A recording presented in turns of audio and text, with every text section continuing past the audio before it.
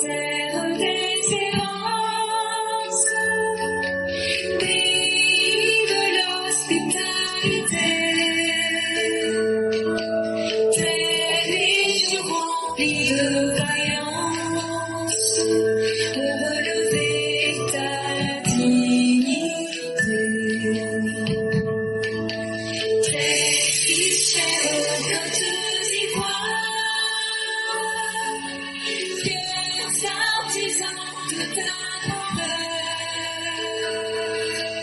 tous rassemblés pour ta gloire, te bâtirons dans le lendemain. Chers citoyens de pays où trouve la paix, si nous avons dans la paix ramené la liberté, notre devoir sera de l'espérance, promise à l'humanité, aujourd'hui dans la qualité, la partie de la reine fraternité, la partie de la reine fraternité, la partie de la reine fraternité.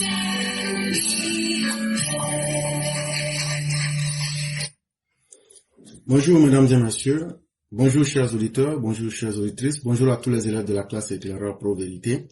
Nous sommes en date du 20 janvier 2026, merci de nous faire confiance et merci d'être présents et présentes au festin intellectuel où nous cherchons simplement à convaincre sans chercher à vaincre qui que ce soit.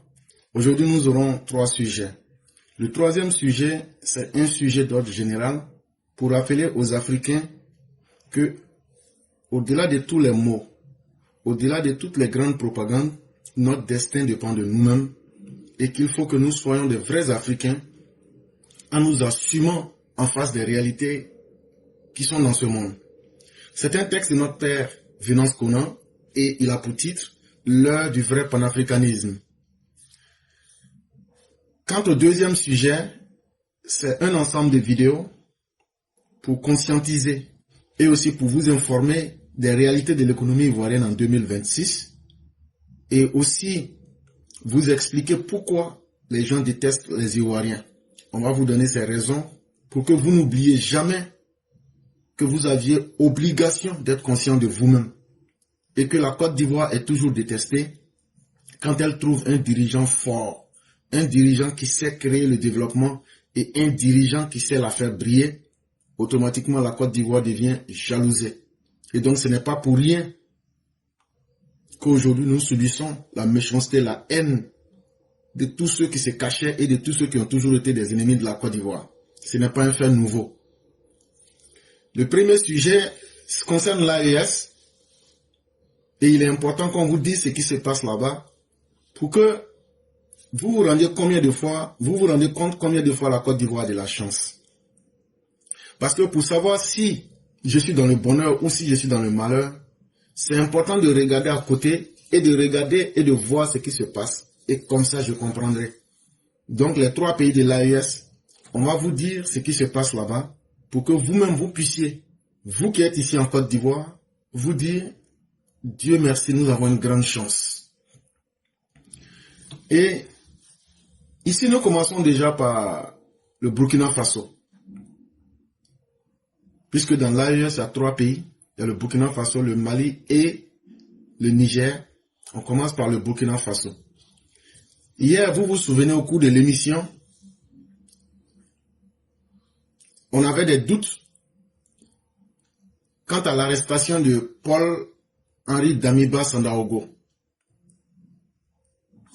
Paul-Henri Damiba Sandaogo, c'est lui qui avait fait le coup d'État pour enlever Roch Marc Kaboré. Quelques mois après, Yibé Kakava fait un coup d'État pour lui, Damiba Paul-Henri Sandaogo, l'enlever au pouvoir. Donc, quand ils ont fini leur coup d'État et que Damiba a été enlevé, ils sont rentrés en négociation avec le Moro Naba. Et ils ont dit finalement, Damiba, en collaboration avec la CEDEAO, ils lui ont dit, va t'installer au Togo. C'était le deal qu'ils avaient eu. Il était là-bas. Vous vous souvenez tous du coup d'État qu'ils ont fait et qui a échoué au Bénin. Dès le lendemain, Libé Kaka et ses services ont fabriqué un coup d'État imaginaire. Et comme ils ont toujours été complices avec Faure et Yadéman, qui est lui-même un satrape de la Russe-Afrique, qui est un dirigeant félon et qui est un dirigeant despote et un adepte des pratiques antidémocratiques, mais doublé d'un traître et d'un individu sans foi ni loi. Il n'a pas respecté les engagements pris avec la CEDEAO. Je parle de Faure et Yadéman. Donc, quand ses amis, les cuistres et les sous-préfets de la Russie, ainsi que les valets des chambres de Poutine sont venus lui demander de leur livrer Damiba pour qu'il puisse aller le massacrer et utiliser son cadavre comme un trophée de guerre. Faure et Yadéman n'a pas hésité. Mais comme c'est un lâche qui manque de courage, dans la journée d'hier, ils ont produit 2 communiqués. Le premier communiqué dit non, le Burkina n'a jamais envoyé des demandes officielles pour qu'on puisse extrader Paul Damiba, Henri Sandaogo. On dit, on va vous prendre sur parole. Sinon, Serge Daniel a dit que vous l'avez livré. De toute façon, la vérité, on ne pourra pas la cacher. Donc, les mêmes qui avaient produit un document hier pour dire qu'eux n'ont pas livré Damiba parce qu'ils n'ont pas reçu de demande d'extradition de Damiba, en soumet, dans la nuit, les mêmes ont produit un autre document. Et voici ce qu'ils disent dans ce document. En date du 12 janvier 2026, les autorités compétentes togolaises ont reçu une demande d'extradition formulée par les autorités judiciaires de la République du Burkina Faso visant M. Damiba Paul-Henri Sandaogo, de nationalité burkinabé, poursuivi pour des chefs de détournement criminel des deniers publics, enrichissement illicite et criminel, corruption, incitation à la commission des dits crimes, recel aggravé et blanchiment des capitaux. Et voici ce qu'ils écrivent dans la lettre. Vous vous souvenez, ils avaient dit hier, dans une première lettre, qu'eux n'ont jamais reçu une demande des autorités du Burkina de donner Paul Damiba.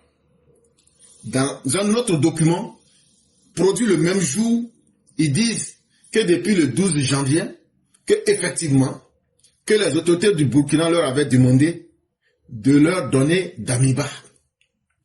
Et eux, ils ont dit pourquoi? Que non, que Damiba a fait des détournements d'argent. Que Damiba s'est enrichi en volant l'argent des Burkinabés. Que Damiba était dans des histoires de corruption. Et que Damiba était dans la commission des délits et crimes. Et qu'il était dans le blanchiment d'argent. Mais ils n'ont pas dit que c'est à cause du coup d'État du 3 janvier. Là. Et donc, les autorités du Togo, en complicité, ont livré le monsieur. Les autorités compétentes togolaises, après examen de la régularité de la requête sudite, y ont donné telle suite que de droit. Ils disent donc, quand eux ils ont reçu ça, eux ils ont trouvé que c'était juste, donc ils ont effacé l'accord qu'ils avaient avec la CEDEAO et ils ont livré Paul Damiba. Il dit qu'il confirme cela. Conformément à la procédure en la matière d'extradition au Togo, M. Damiba a été interpellé le 16 janvier 2026 en exécution du mandat d'arrêt qui faisait corps avec la demande d'extradition reçue puis écrouée. Donc, ils disent quand eux ils ont reçu la lettre pour arrêter Damiba et puis l'extrader au Burkina, eux ils ont reçu la lettre le 12, le 16, eux ils ont arrêté Damiba et puis ils l'ont mis en prison, ils l'ont jugé, ils ont fait semblant de le juger, ils ont pris une petite valise noire, ils ont mis 2 ou 3 affaires dedans et puis ils disent au Burkinabé, Ibé Kaka, ils disent voilà le paquet que tu veux. La chambre d'instruction de la cour d'appel de Lomé a ensuite été saisie du dossier. À l'issue de son audience publique tenue le 16, cette juridiction a donné avis favorable à la requête ainsi introduite sur le fondement de l'offre de réciprocité des autorités burkinabées, des instruments internationaux auxquels le Togo est parti et des garanties offertes par des autorités quant au respect de l'intégrité physique et la dignité de M. Damiba. De ses droits au cours de la procédure, notamment celui d'un procès équitable et l'absence de la peine de mort. Maintenant, ils font dans l'hypocrisie que quand eux, ils ont attrapé M. Damiba, le même jour qu'ils l'ont attrapé, il a été jugé le même jour et le résultat est tombé le même jour. Pourquoi ils ont fait ça? Parce que entre eux et puis les autorités du Burkina, que eux s'arrangent entre eux. Maintenant, pour essayer de mettre maintenant du piment sur la plaie, que eux ils ont dit aux autorités du Burkina là, que faut pas qu'ils n'ont qu'à menacer, faut pas qu'ils n'ont qu'à torturer Damiba, faut pas qu'ils n'ont qu'à lui faire du mal, faut pas que vraiment ils vont lui accorder la peine de mort. Or justement, c'est pour lui accorder la peine de mort. Aujourd'hui, nous avons des preuves que Damiba est en train d'être torturé pour que ils puissent faire des déclarations qu'ils vont faire passer à la RTB, c'est-à-dire la radio-télévision du Burkina Faso. Après cet avis favorable de la chambre d'instruction, M. Damiba Henri-Paul Sandaogo a été remis aux autorités de la République du Burkina Faso le 17 janvier 2026. Et donc, les Togolais viennent de confirmer que depuis le 17 janvier, eux, ils ont remis M. Damiba aux autorités du Burkina.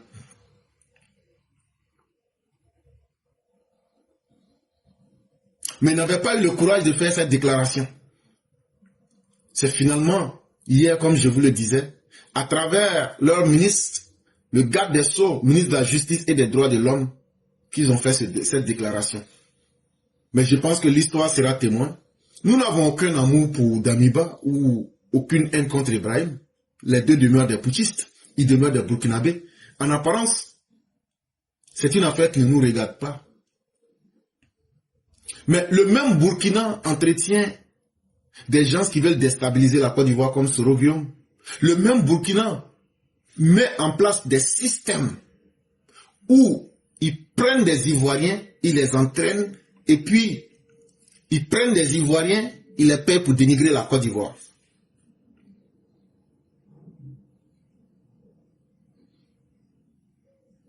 C'est ça surtout. Et quand nous disons aux Ivoiriens de faire beaucoup attention, de vous faire respecter, nous savons de quoi nous parlons.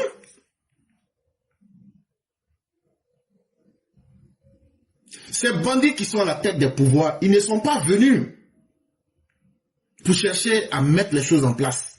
Ils ne sont pas venus pour chercher à arranger le Burkina. Ils ne sont pas venus pour chercher à créer les conditions de paix dans la sous-région ouest africaine. Et derrière eux, tout cela est piloté par la Russie.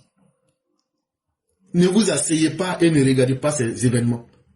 Il faudrait que les autorités des pays de la CEDEAO adoptent une posture très ferme contre ce cuiste, ce traître de fort qui est une honte et qui est un individu extrêmement indigne et dégoûtant.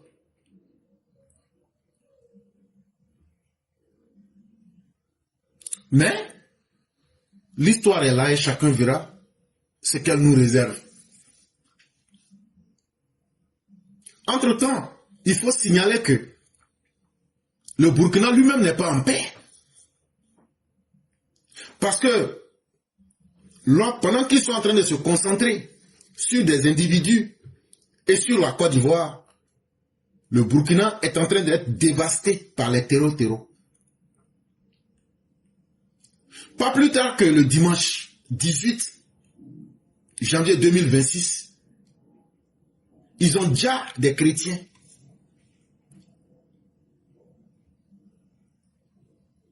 dans le village de Tenonguin. C'est à une vingtaine de kilomètres de Tenkodogo. Ils ont déjà 7 chrétiens qui étaient en train de faire leur prière.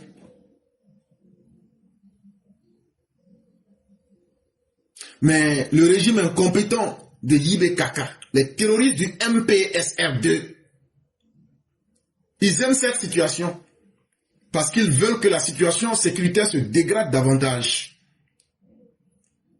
pour que le pays soit irrécupérable, parce qu'eux-mêmes n'ont pas en eux-mêmes l'amour du Burkina, encore moins le leadership qu'il faut. C'est lui, Ibé, la femme de chambre de Poutine, Bourema Kaka. Et cher Burkinabé, il est temps que vous, les vrais fils Mossi, vous mettez fin à ce mangeur de chien Mianga, à ce petit impoli qui est en train de dégrader votre dignité. Le peuple Mossi, avec à sa tête, même si je comprends que le petit frère du Moro Naba est entre les mains d'Ibrahim Kaka, mais il est temps que le peuple Mossi puisse montrer qu'il est un peuple digne. N'acceptez plus que vos fils soient mis à mort par un incapable, un indigne, comme ce morveux et ce petit impoli d'Ibrahim Kaka. En tout cas, c'est le conseil que nous pouvons vous donner. Lorsqu'on quitte au Burkina et qu'on arrive au Mali, vraiment, on a connu un dimanche 18 janvier 2026 ensanglanté au Mali. Les éléments terreau que vous connaissez, avec le vrai président du Mali qui s'appelle Bina, ils ont bras un convoi lourdement armé de l'armée malienne dans la région des Cailles, précisément entre les villes de Faso et de Bema, et ils ont billama l'armée malienne là-bas. C'était pas bon. Il y a eu 5 djalis sur place, mais après il y a eu 2 autres qui se sont ajoutés dessus. Et qu'est-ce que les terroristes ont fait? Ils ont récupéré des armes, des munitions, des équipements. C'est à croire que l'armée du Mali est devenue le grenier des terreaux. Chaque fois qu'ils ont besoin d'armement, ils s'en vont, ils se servent. Et ceux qui n'ont pas besoin, ils détruisent. Comme par exemple, ils ont détruit 2 blindés de l'armée malienne. Entre-temps, ils sont couchés à Bamako, en train de répandre le mensonge, en train de mentir aux Maliens. Alors qu'en réalité, le vrai terroriste, il s'appelle Assimi Goitreux. C'est celui-là qui n'a aucun intérêt à ce que cette situation finisse. En réalité, il se nourrit du malheur de son propre peuple. Et comme si ce n'était pas suffisant, le général Touré a été capturé par les terreaux. Lui, avec plusieurs hauts gradés de l'armée malienne. Et c'est simplement la honte au Mali. Ils veulent qu'on cache l'affaire, mais on ne peut pas cacher la vérité, on ne peut pas cacher le soleil. Et donc là, voici la vidéo ici. Ne tɔgɔ ye Amadou Touré ka bɔ Pali armée la n ye commandant ye nin wagati min na n bɛ baara kɛ inspection générale des armées et services avec le ministère de la défense kɔnɔ. Alors bi ye janvier kalo tile 12 ye 2026 an minɛna samedi 27 décembre 2025 n ka foro la Bananzone. Ne Amadou Touré commandant Boubacar Touré n dɔgɔnin y'o ye ni Justin Dako o ye n kɔrɔmuso den ye. An bɛ fɛ ka min fɔ an minɛna fo bi a ma tɔɔrɔ. U bɛ dumuni min kɛ u b'o d'an ma, u bɛ siyɔrɔ d'an ma, ni seli waati sera an bɛ bila u bɛ seli. Alida Aboudolo, numéro matricule 10-256. J'étais arrêté les 4 premiers mois 2026 sur la route de Sévaré.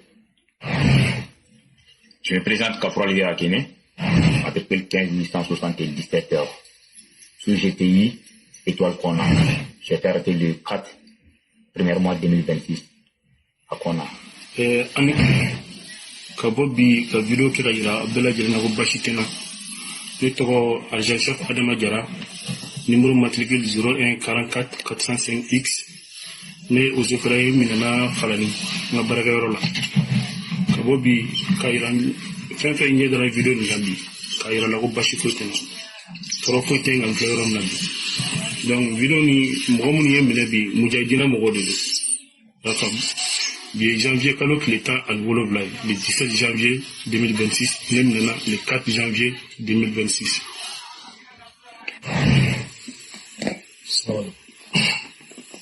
Notre chef Sidi Touré. Nous sommes le 2 janvier 2026, qui est bien quoi. Mais Baragaf Koloma est comme si cela. Salam alaikum. Notre agent de police Moussa Dayego. Nous Baragaf Koloma est comme si cela. Nous sommes le 2 janvier 2026, à 15h. Donc tout ce que vous avez entendu là, ça veut dire des généraux jusqu'au caporal. Ils sont en train de les arrêter. Et Dieu seul sait comment les choses vont finir pour ces personnes-là. Ce que nous pouvons dire à l'armée malienne, contrairement au mensonge qui est raconté à Bamako, l'armée malienne ne monte pas en puissance. Hein? L'armée malienne part en couille. Donc, si tu es dans l'armée malienne, faut pas aller t'offrir à la mort. Parce que je suis en train de te dire que le général Touré il est au main des terreaux. Je suis en train de te dire, il y a des commandants de base qui sont au main des terreaux. Je suis en train de te dire, quels que soient les grades de l'armée, aujourd'hui, là, les terreaux sont en train de leur faire lire l'heure. Si toi, tu es un soldat malien et que tu m'écoutes, tu m'entends, là, faut pas mettre ta vie en danger. Ne mets pas ta vie en danger. Parce que les gens ne te disent pas la vérité. Assimi travaille avec les terreaux. Vous ne voyez pas chaque fois que les terreaux ont besoin d'armement.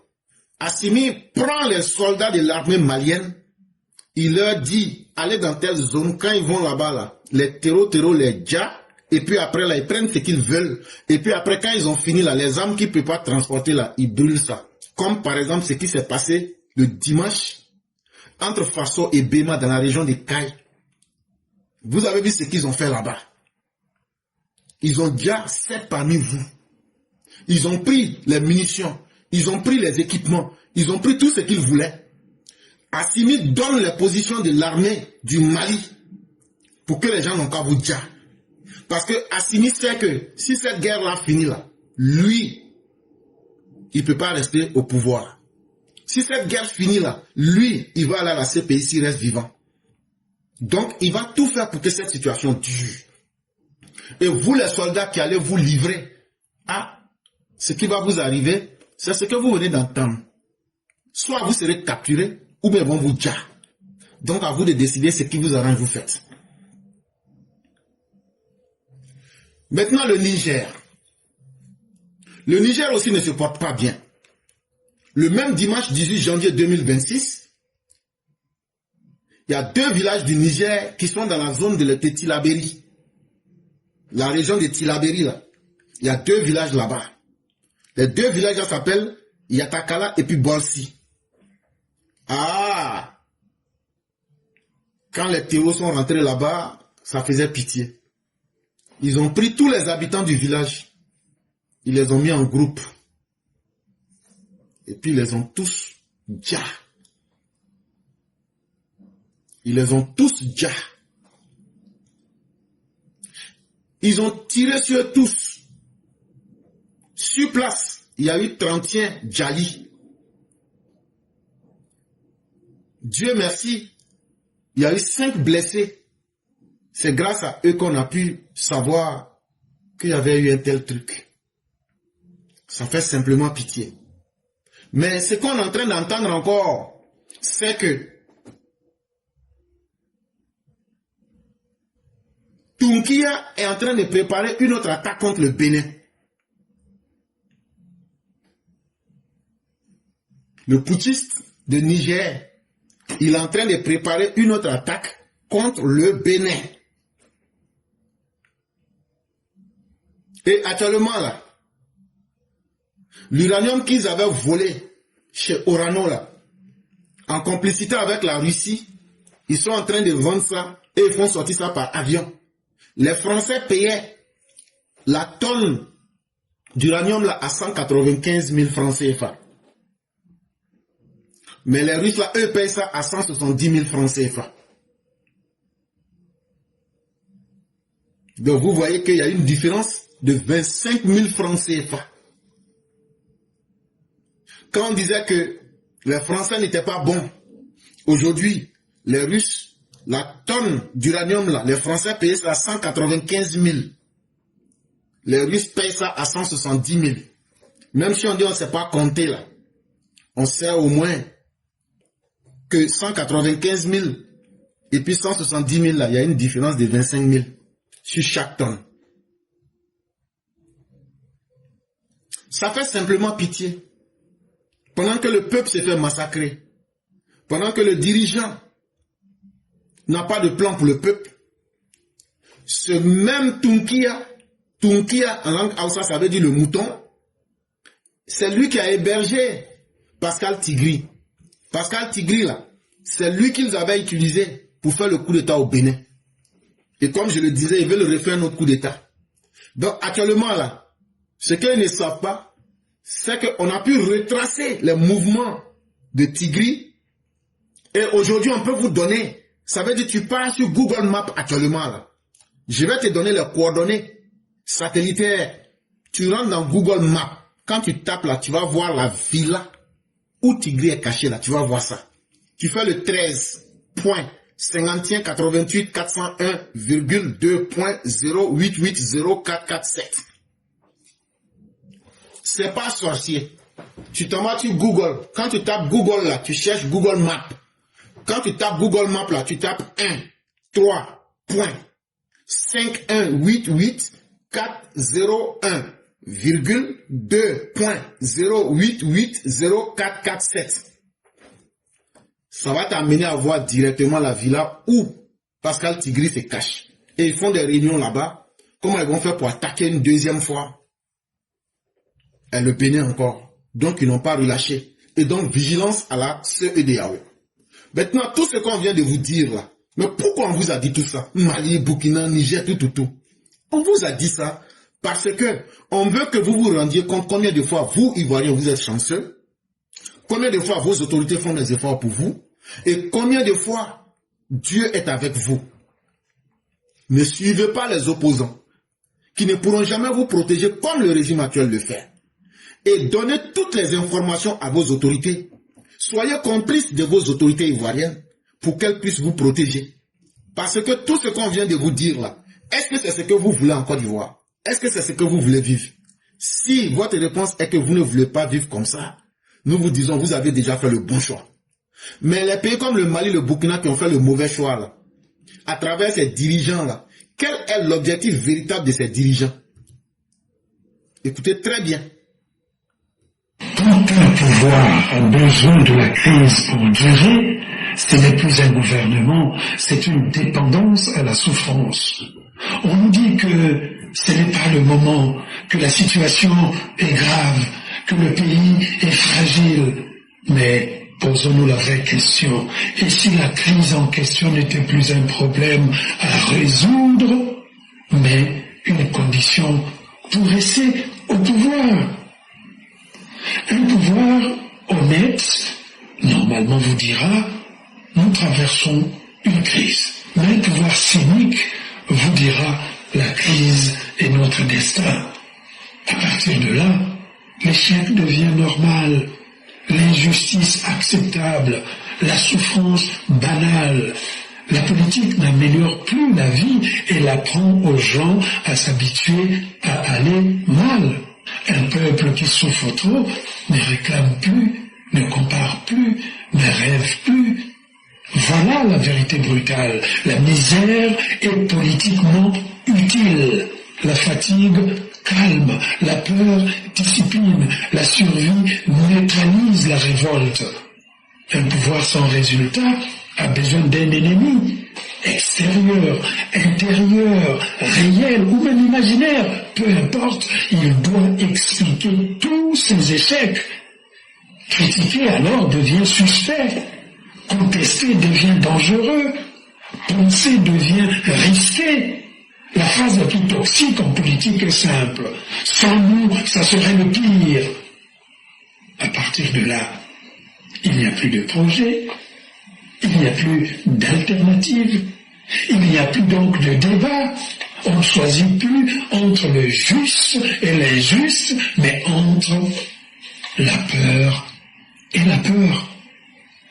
À force d'adversité organisée, le citoyen devient lui-même silencieux.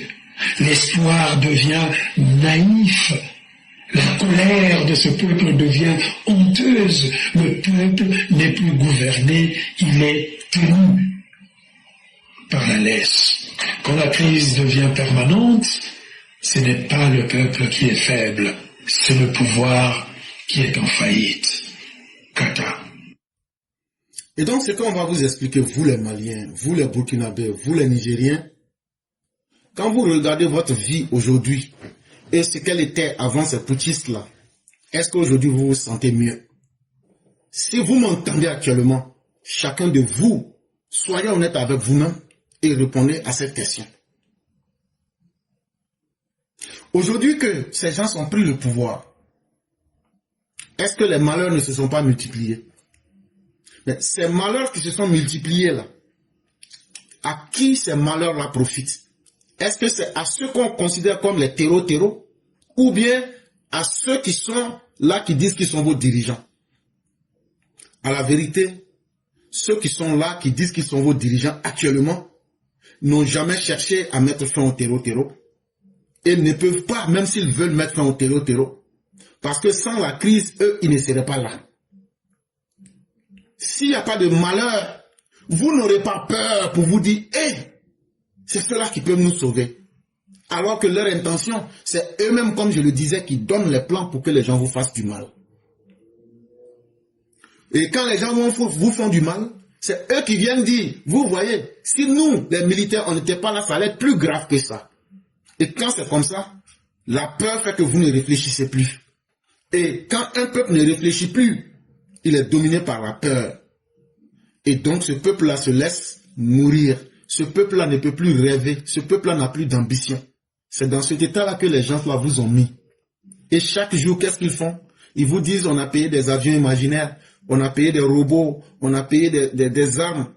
Mais tout est faux. Comment vous pouvez payer des avions? Mais on attaque des populations à moins de 10 km. Vous ne pouvez pas soulever ces avions. Et donc, pour encore vous distraire, ils ont créé des ennemis imaginaires, la CEDEAO, la France, les États-Unis, le G5 Sahel. Mais aujourd'hui, où vous vous trouvez? Est-ce que vous pourrez continuer à vivre comme ça? La question est entre vos mains et la décision dépend de vous-même. Parce que personne n'ira décider de votre destin. Cela étant dit, nous continuons et maintenant nous venons en Côte d'Ivoire. Et comme je vous le disais hier, les gens détestent la Côte d'Ivoire. Mais pourquoi détestons la Côte d'Ivoire? C'est aussi la question qu'il faut se poser. Les gens détestent la Côte d'Ivoire chaque fois qu'un président est conscient de ce qu'il doit apporter à son peuple. Exemple, le président Félix Houphouët-Boigny. Allez voir ce que Sékou Touré et Kwame Nkrumah, les mêmes choses que les voyous là sont en train de faire à Alassane Ouattara, c'est les mêmes choses là que ces gens-là faisaient. Donc il n'y a rien de nouveau sous le soleil. Pourquoi? Parce que eux, quand il y a un dirigeant responsable à la tête de l'État de la Côte d'Ivoire, eux n'arrivent plus à piller la Côte d'Ivoire. Ça c'est une raison. La deuxième raison là, quand la Côte d'Ivoire se développe, et puis chez les voisins là, eux ne voient pas les mêmes développements, ça leur fait très mal. Pourquoi la Côte d'Ivoire se développe? Pour vous les Ivoiriens, peut-être que vous allez vous dire c'est une chose simple, mais eux, le simple fait que vous vous développiez là, ça leur fait très mal. Ça brûle leur cœur. Ça c'est la deuxième raison. Et la troisième raison, quand la Côte d'Ivoire retrouve sa stabilité, et quand la Côte d'Ivoire suit sa vision dans le monde, Les autres sentent qu'ils sont en train d'être en retard. Et ça ne leur plaît pas. Et c'est grâce à la Côte d'Ivoire qu'eux, ils existent. C'est la Côte d'Ivoire qui accueille leurs réfugiés. C'est la Côte d'Ivoire qui accueille leur misère. Mais, plus Dieu donne des opportunités à la Côte d'Ivoire, plus leur haine devient encore plus grande. C'est simplement triste. Mais il faut comprendre, chers Ivoiriens, que vous avez une grande chance à travers le président Ouattara. 3 raisons pour lesquelles on déteste les Ivoiriens. La première raison principale, c'est l'hospitalité. Les gens n'arrivent pas à comprendre comment est-ce qu'un pays peut être autant hospitalier. Ça, c'est le premier point. Le deuxième point, c'est le développement. Les gens aujourd'hui ont mal de savoir que la Côte d'Ivoire, c'est un pays qui est en train de se développer à grands pas. Vous là, vous aimez les Ivoiriens d'avant là, ceux-là qui étaient tout le temps en train de s'entretuer, tout le temps en train de se combattre. Aujourd'hui, vous voyez que c'est un peuple fier qui a décidé de reprendre les choses en main et qui est en train de mettre toute l'énergie dans la construction du bâtiment de leur pays. Aujourd'hui, vous conspirez contre eux. Personne ne va jamais m'empêcher d'aimer ce peuple. Peu importe ce que les gens peuvent penser. Tout le monde dit, ouais, tu es Cameroun, ça. Okay. Et donc, vous aurez compris ce que je vous ai toujours dit de la bouche d'un Camerounais. Et ce n'est pas faux. Chaque fois que la Côte d'Ivoire a un dirigeant sérieux, les gens sentent que eux, ils ne pourront pas profiter de la Côte d'Ivoire. Votre gentillesse légendaire et votre développement. Voilà les 3 éléments fondamentaux qui font que les gens vous détestent. À vous-même de maintenant de choisir. Est-ce que vous allez abandonner ce que vous êtes pour être la risée des autres? Ou bien est-ce que vous allez prendre conscience de votre force et avancer? Ça sera aux Ivoiriens de voir ce qu'ils doivent faire. Mais ce que nous pouvons conseiller aux uns aux autres, ne vous laissez pas distraire. Parce qu'il y a beaucoup de loups, il y a beaucoup de chacals et beaucoup d'individus qui souhaiteraient voir la Côte d'Ivoire dans la perte. La deuxième vidéo ici, il y a un des responsables du PPACI. Selon lui, il était en communication du marketing du PPACI, marketing politique du PPACI. Beaucoup le connaissent sous le nom de Steve Biko. C'est lui qui se promenait là pour dire, c'est nous on a dit, il n'y aura pas d'élection, il n'y aura pas 4e mandat. C'est lui qui galvanisait les gens. Déjà, au moment où il galvanisait les gens là, déjà lui-même là, ce qu'il dit là, il ne croyait pas en ça. Mais il a poussé enfant des gens dans leur dos. C'est lui, il est parti sur NCI là. Et puis les gens lui ont dit là. Les gens ont mis ses papos dehors. Dans l'émission de NCI là. Qu'il reçoit l'argent des gens du RHDP là. C'est lui. Et puis ils ont dit que c'est une taupe qui est au sein du PPACI pour les gens du RHDP là. Quand ils ont mis ça dehors là, il n'a pas pu mentir. Jusqu'aujourd'hui, après là-bas, il n'a pas pu apporter preuve. En plus de ça, il n'a pas eu honte. Hein? Il s'est musclé sur l'enfant des gens. Le fils de Mohamed Zigui. Le Burkinabé qui gardait le lycée classique là. Mohamed Zigui là. Son fils qu'il a eu avec la soeur de Ruth Tondé là. Qu'on appelle Ibrahim Zigui. Lui. Il s'est musclé sur le petit Burkinabé là. Pour dire que ça là. Parce que, voilà. Que non, c'est lui qui est devenu le coach politique du petit Burkinabé là. Il a blagué petit Burkinabé là. Gourou, gourou, gourou, gourou, gourou, gourou. Lui aussi là. Ils écrivent des choses, on lui remet. Il vient, il lit. Il joue les durs. Il est resté dans ça. Il a oublié qu'il était enfant de quelqu'un. Il pensait qu'il était devenu populaire. C'était celui-là. Steve Biko là. Et puis Angroboda. Vous allez me demander, Angroboda c'est qui? C'est la femme de Babo. Faut taper Angroboda. Dans la mythologie, c'est la femme de Loki.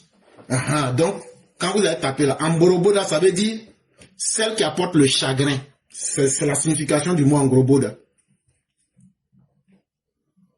Donc, lui, Steve Biko, et puis Angroboda, ils ont pris l'enfant des gens. Ils disent, c'est toi l'enfant guerrier. C'est toi dans le quartier là, quand il passe là, il n'y a pas l'homme pour toi. Faut foncer, faut dire ça, faut faire ça. Et non, on est derrière toi. Il n'y a rien qui peut t'arriver. Petit Mossi, lui aussi, il est resté là. Ouh, dedans.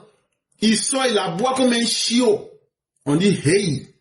Un matin là, vrou, il s'est retrouvé en Kaba, Guantanamo. Il est là-bas, près de Gary de Port-Boy et puis de Gassama. Mais les gens, ils sont tellement méchants. Maintenant, celui qui se jouait le coach politique là, Steve Biko là. Hier, je vous ai parlé, mais je ne vous avais pas donné la vidéo. Écoutez ce qu'il dit maintenant. Que eux là, au FPI PPACI, c'est leur tradition. Quand ils finissent de te blaguer, de t'envoyer soit dans un tombeau, ou bien de t'envoyer à la prison là, eux passent à une autre chose. Eux, ce qui les intéresse là. Tant qu'il aura enfant des autres, pour que eux n'ont qu'à croquer ça là, eux vont pas se gêner. Donc là, tous ceux qui ont leur enfant, et qui n'ont plus besoin de leur enfant là, allez au PPACI. Ils vont faire ça bien pour vous donner. Ils vont mettre une mayonnaise sur vos enfants. Vous allez voir même là, ça sera chaud comme ça, comme pour le petit Burkinabé là. Mais eux-mêmes, leurs enfants là, ils les cachent.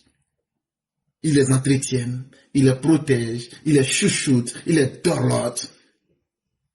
Pendant ce temps, vous livrez vos enfants. Mais c'est une très belle leçon. Et donc, l'émission s'est réalisée, je crois, il y a 2 ou 3 jours. Et voici ce qu'il disait. Écoutez très bien ce qu'il disait. On milite comme on peut, mais en ayant à l'esprit qu'on a aussi des responsabilités familiales, des responsabilités professionnelles, et qu'il y a des gens qui comptent sur nous. Ma fille a 11 ans, mon fils a à peine 8 ans, ils sont très très jeunes. Donc mon souhait n'est pas que demain je sois en prison et qu'ils soient élevés par la rue, mais par le vent. Ils disent que eux là, les gens du PPACI là, les dirigeants du PPACI là, eux leurs enfants là, eux vont jamais prendre leur enfant pour venir jouer l'enfant guerrier sur internet. Eux vont jamais prendre leurs enfants pour venir être les guerriers dans la rue. Eux là, ils vont jamais prendre leurs enfants pour qu'ils finissent en prison. Eux là, eux-mêmes ils vont se protéger eux-mêmes. Mais eux vont utiliser leurs militants pour les envoyer en prison. Parce que eux là, eux ne peuvent pas accepter que eux vont aller en prison et puis c'est la rue qui va élever leurs enfants ou même c'est le vent qui va élever leurs enfants. Et donc ça c'est une très belle leçon quand vous conseillez là. En réalité les conseils ne conseillent pas. Les conseils n'amènent pas à changer. Mais quand tu es frappé par les conséquences, c'est de là que vient le meilleur enseignement.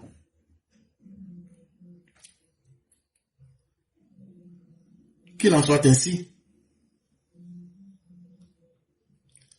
La deuxième chose qu'il faut retenir, c'est l'économie de la Côte d'Ivoire.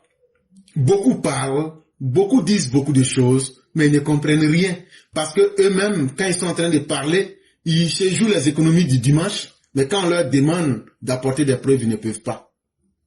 Regardez un peu l'annexe fiscale 2026 qui est expliquée. Et vous allez comprendre que l'économie de la Côte d'Ivoire, non seulement se porte bien, mais elle est sur la bonne voie parce qu'il y a un bon système de réflexion qui est derrière. Allez, on plonge aujourd'hui au cœur du nouveau plan de jeu financier de la Côte d'Ivoire. L'annexe fiscale 2026, ce n'est pas juste une petite mise à jour, non. C'est une refonte majeure qui s'apprête à redessiner le paysage économique du pays. Et pour bien saisir l'ambition derrière tout ça, il y a un chiffre à retenir. 6,7%. C'est la croissance économique que la Côte d'Ivoire a dans son viseur pour 2026. Donc la première chose que tu dois retenir, la Côte d'Ivoire dit, quel que soit ce qui va arriver là, la croissance économique là, on vise 6,7%. Ça fait 1.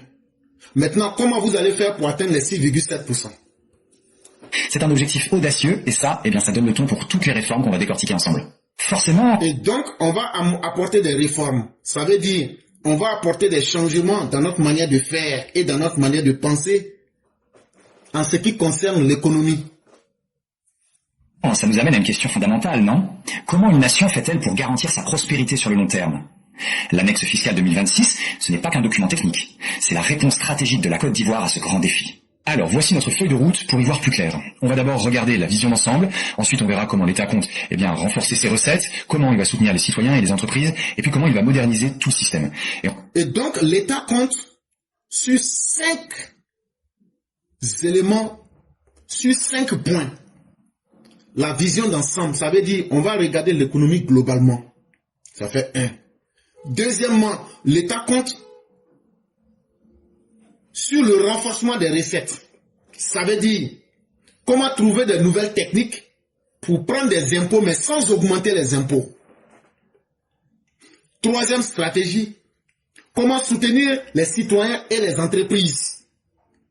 Quatrième stratégie, comment moderniser le système.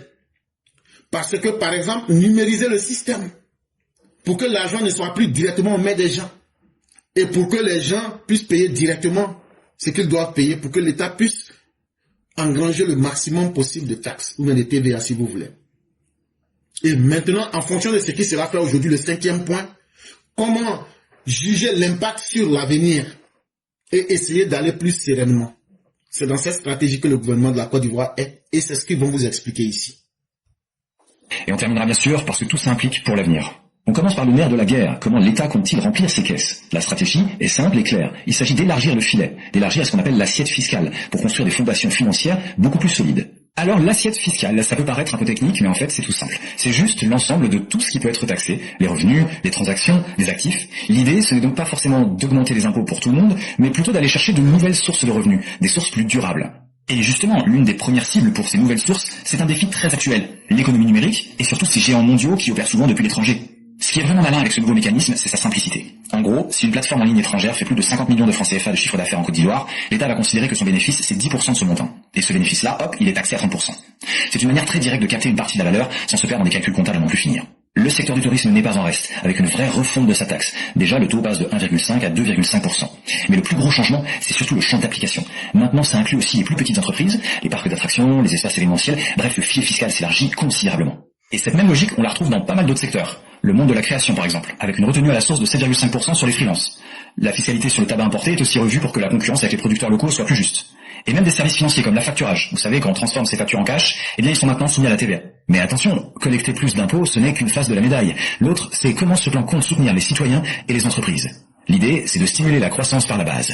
Et pour ça, on commence très fort avec ce chiffre, 5%. C'est le montant d'un tout nouveau crédit d'impôt pour ceux qui achètent ou construisent leur tout premier logement, un logement social ou économique d'une valeur allant jusqu'à 40 millions de francs CFA. Et ce n'est pas tout, loin de là. En plus de ce crédit d'impôt, ces acheteurs ne paieront pas de droits de mutation, ni la taxe sur les opérations bancaires pour leurs prêts. Et ce fameux crédit de 5%, ils pourront même l'utiliser pour réduire leur impôt foncier pendant 5 ans. C'est un vrai coup de pouce pour rendre la propriété plus accessible. Côté innovation, le soutien est tout aussi impressionnant. Une start-up du numérique qui obtient un label spécial, elle, bénéficiera de 3 ans d'exonération sur des impôts clés comme celui sur les bénéfices. Si on compare avec une entreprise classique, c'est un avantage concurrentiel juste énorme pour bien démarrer. Et puis, il y a une mesure toute simple mais qui va changer la vie de beaucoup d'entreprises. Les paiements par mobile money ne sont plus vus comme des paiements en espèces. Concrètement, ça lève les limites de déduction fiscale qui existaient avant. C'est un signal très fort pour encourager encore plus l'économie numérique au quotidien. Allez, troisième grand volet, la modernisation du système fiscal. Et là, on peut vraiment parler d'une mise à jour du logiciel financier du pays pour le rendre plus efficace, plus fluide et plus juste. Ce passage au numérique, il ne va pas se faire du jour au lendemain. C'est une approche progressive. Dès 2027, ce sera au tour des micro-entreprises de faire leur déclaration en ligne. Et un an plus tard, ce sera le tour des plus petites structures. C'est une méthode douce pour que tout le monde puisse suivre. La taxe sur les télécoms est aussi réorganisée pour faire face à de nouveaux enjeux. Bon, 90% vont toujours au budget de l'État, mais regardez bien la nouveauté, 2% de ces taxes vont maintenant financer la toute nouvelle agence de cybersécurité, l'ANSSI. C'est une manière d'assurer un financement direct pour un enjeu qui est devenu absolument crucial. Ah, c'est un grand classique, un vrai casse-tête pour les administrations fiscales du monde entier. Comment on fait pour stopper ces entreprises phénix, celles qui ferment boutique pour ne pas payer leurs impôts et qui renaissent de leurs cendres juste après sous un autre nom pour faire la même chose? Eh bien, la réponse est on ne peut plus clair. Désormais, si l'administration arrive à prouver qu'il y a un lien frauduleux entre l'ancienne et la nouvelle société, alors la nouvelle devient légalement responsable de la dette fiscale de l'ancienne. C'est une mesure de dissuasion extrêmement forte. Alors, si on prend un peu de recul, qu'est-ce que tout ça signifie pour l'avenir? On voit bien que ce n'est pas juste une collection de petites mesures, c'est un véritable plan d'ensemble, un plan stratégique. En fait, la philosophie derrière tout ça, on pourrait la résumer comme ça. Le but, ce n'est pas seulement de collecter des impôts. Le vrai but, c'est de bâtir une économie plus résiliente, plus compétitive et plus équitable pour une Côte d'Ivoire qui se veut moderne. Donc, si on devait retenir les 3 points clés, ce serait cela. Premièrement, un filet fiscal bien plus large qui va enfin chercher l'argent là où il se trouve, dans des secteurs comme le numérique. Deuxièmement, un soutien très ciblé pour aider les gens dans leur projet de vie, comme acheter une maison ou lancer sa start-up. Et troisièmement, un système qui se veut plus intelligent, plus juste et prêt pour les défis de demain. On termine donc avec cette question qui reste ouverte. Est-ce que ce plan, aussi ambitieux soit-il, suffira pour naviguer dans un contexte mondial compliqué et pour construire une économie ivoirienne qui soit vraiment plus inclusive? Seul l'avenir nous le dira, mais les bases sont posées. Et c'est ça qu'on appelle diriger, être capable de penser non seulement au présent, mais être capable de penser à l'avenir avec des solutions concrètes et claires devant tout le monde. Et c'est ça la Côte d'Ivoire du docteur président Alassane Ouattara. La Côte d'Ivoire est sur la bonne voie, en termes économiques en tout cas. Sujet numéro 3, l'heure du vrai panafricanisme. Je crois que les choses sont désormais claires pour tout le monde. L'hypocrisie générale dans les relations internationales est terminée et les puissances sont totalement désinhibées. Ils peuvent faire ce qu'ils veulent de tout le monde, prendre à qui ils veulent ce qu'ils veulent, même entre alliés. Par le passé, ils ne s'étaient pas gênés pour le faire, mais on était en droit de penser qu'ils seraient désormais gênés par des questions de morale. Cela n'existe plus. La nouvelle morale, c'est celle des prédateurs décomplexés, qui disent tout haut ce qu'ils vont faire. Je suis plus fort que toi, je te crase et tu la boucles, sinon je te punis sévèrement. Chers parents africains, est-ce qu'encore il faut être surpris que le monde a toujours été un monde d'intérêt? Que le monde a toujours été un monde où la réalité est que les plus forts ne se sont jamais laissés écraser par les plus faibles. Les plus intelligents n'ont jamais été commandés par les plus idiots. Quand tu es faible, ton souhait est que tout le monde soit traité de la même manière. Mais ce n'est pas comme ça que le vrai monde fonctionne. Et s'il y a certains qui ne le savaient pas, qui jouaient les étonnés dans les relations internationales, en tout cas les derniers événements, depuis l'Ukraine, la Russie pour arriver au Venezuela, doivent avoir ouvert vos yeux. On n'est même plus obligé de vous dire ce qui se passe. Chacun voit ce qui se passe. On n'a même pas besoin de vous expliquer. Tu joues les faibles, on t'écrase et on passe. Ce que vous pensiez que non, les gens doivent cacher là. C'est ça qui est là devant tout le monde aujourd'hui. Comme on le dit, bé. Est-ce que vous ne voyez pas la réalité? La Russie, comme je vous le disais la dernière fois, n'a pas de drones. Elle demande à l'Iran, avec qui elle a des partenariats stratégiques, donne-nous des drones et nous te donnons le système de balayage du système Starlink. C'est comme ça que le monde fonctionne. Est-ce que vous ne voyez pas ça? Non, on fait semblant parce que comme nous on est faibles, nous on pense que Dieu va frapper le cœur de quelqu'un, cette personne aura pitié de nous. Bon, cette personne n'existe pas. Et cette personne n'a jamais existé. Et cette personne ne va jamais exister, chers Africains. Mais nous, on bavarde beaucoup, on crie beaucoup, on pleure beaucoup. Est-ce que les gens n'auront pas pitié de nous? Non. Un prédateur n'a jamais eu pitié de sa proie. Mais Dieu, non, Dieu n'a pas le temps, quand même. Il t'a donné une intelligence? Oui. Est-ce que tu utilises ton intelligence? Bon. Tu sais, la pauvreté, la pauvreté, c'est très bien. Tu as toujours des justificatifs, toi l'Africain. Tantôt les gens ne m'aiment pas, tantôt je suis pauvre parce que je n'ai pas été à l'école. Tantôt je n'utilise pas mon cerveau parce que je n'ai pas d'argent.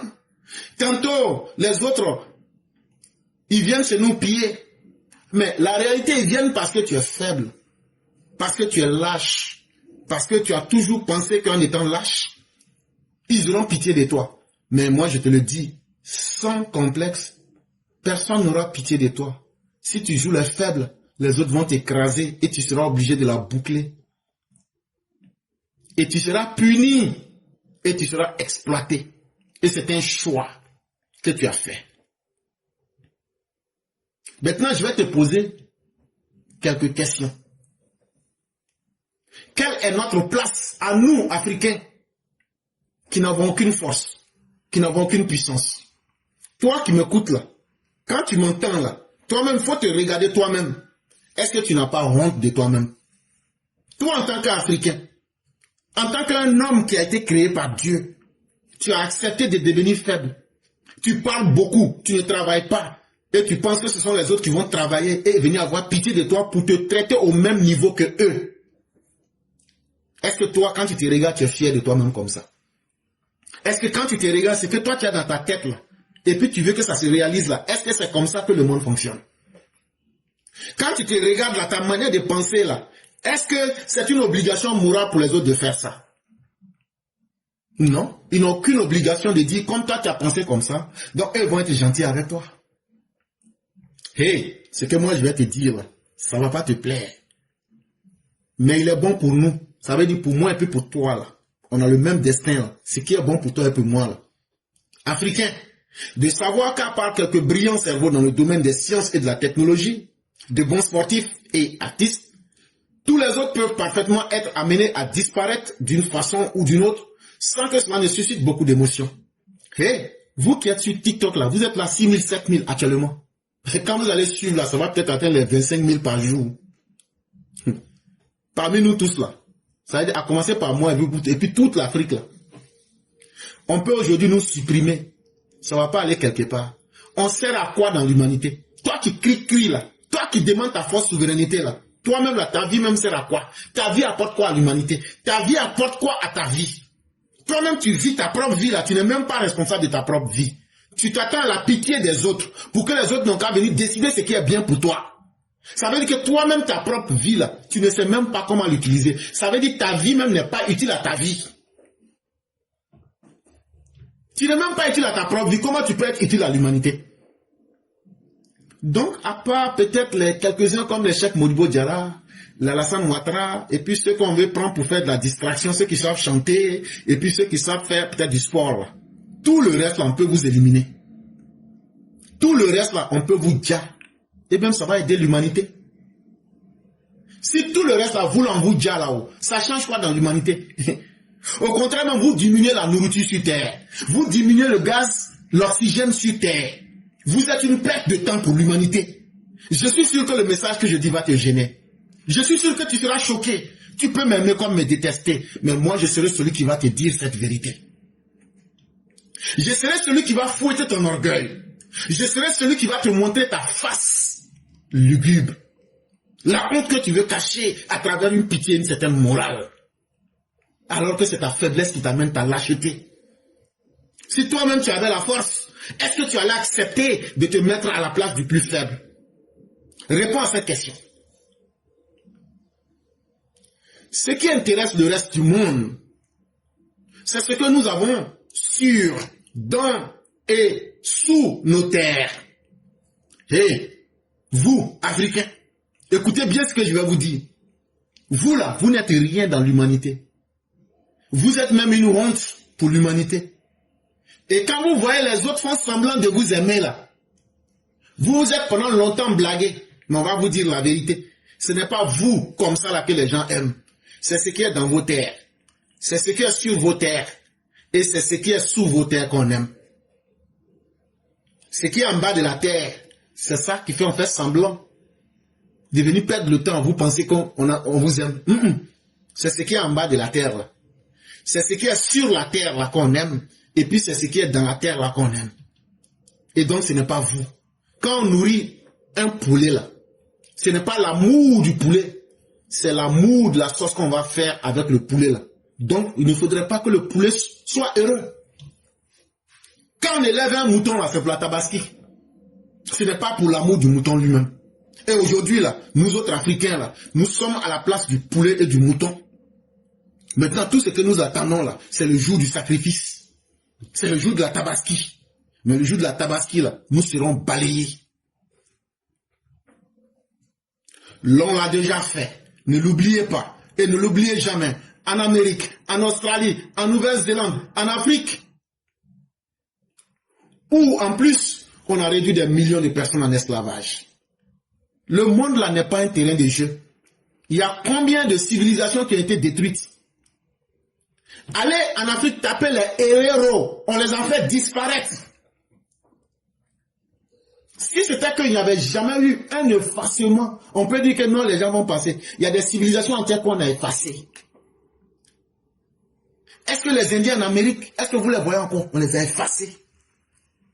Allez en Australie, les aborigènes, on les a effacés. Est-ce qu'on peut refaire ça? Mais ça sera encore plus intéressant. Ça sera même très facile. Puisque vous avez décidé d'être un peuple lâche. On va le faire à travers la santé. On va le faire en vous donnant de la nourriture gratuitement. On va le faire parce que vous n'avez jamais pensé à vous-même et vous vous êtes oublié. Vous avez pensé que nous on allait travailler, nous on allait réfléchir et nous on allait se tuer pour venir vous avoir pitié de vous. Et vous traitez au même pied d'égalité que nous. Non, vous vous êtes mal trompé et vous vous êtes réveillé sur le mauvais pied. On ne vous nourrit que le temps qu'on ait besoin de ce qu'on a besoin. Mais lorsqu'on n'aura plus besoin de vous, ce qu'on a fait par le passé, on le refera. Et la méthode la plus douce, on peut encore vous remettre dans l'esclavage et puis ça ne va pas aller quelque part. On l'a fait, on a pris des millions d'entre vous, on les a mis dans l'esclavage. Souvenez-vous d'Aqua, qui a été un jour prise et envoyée à Saint-Domingue, qu'on appelle aujourd'hui Haïti. Quand tu vas à Cape Coast au Ghana, là, il y a une inscription, il faut regarder dessus. Il y a le nom d'une dame là.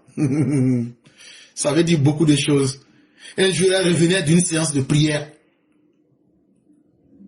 Elle revenait d'une séance d'adoration et elle était capturée par les négriers. Et elle se rend compte qu'elle n'était pas la seule. Dans le noir, elle a prié et elle a maudit. Et lorsqu'elle débarque à Saint-Domingue, elle va étudier savamment le maître. Elle va le connaître. C'est une longue histoire, je ne vais pas tout raconter. Mais elle va planifier ce qu'il fallait. Et arriver à son but jusqu'à ce qu'elle meure à l'âge de 81 ans. Mais toi, ça ne t'a pas servi de leçon. Toi, l'esclavage ne t'a pas servi de leçon. Toi, la colonisation n'a pas, la souffrance de tes grands-pères, l'humiliation de ton peuple ne t'a pas servi de leçon. Toi, la souffrance, les humiliations, les changements de régime, la honte, tu en as fait une habitude, mais tu n'as pas cherché à te réinventer. Tu n'as pas cherché à te relever. Tu as pensé que tu allais mériter la pitié des autres si tu fais le mort. Mais tu vas me dire que tout ça c'était le passé. Mais je peux aussi te donner le présent. Le présent que je peux t'évoquer là, va en Palestine. Regarde comment sous nos yeux, les Arabes sont massacrés pour une question de terre. Est-ce que ça ne te donne pas des leçons? Alors qu'ils ont tous la peau blanche. Un Arabe est plus proche. Voyez-vous ce que je veux dire? Et toi le nègre. Et toi le charbonné. Même si on dit que ton cerveau ne travaille pas, tes yeux doivent travailler. Si le blanc n'a pas eu pitié du blanc, le blanc sera-t-il obligé moralement d'avoir pitié du noir? Mais continue ton rêve, continue ton bavardage, continue à rêver. Est-ce que devant toi, on n'a pas armé un petit pays pour massacrer le peuple congolais devant toi?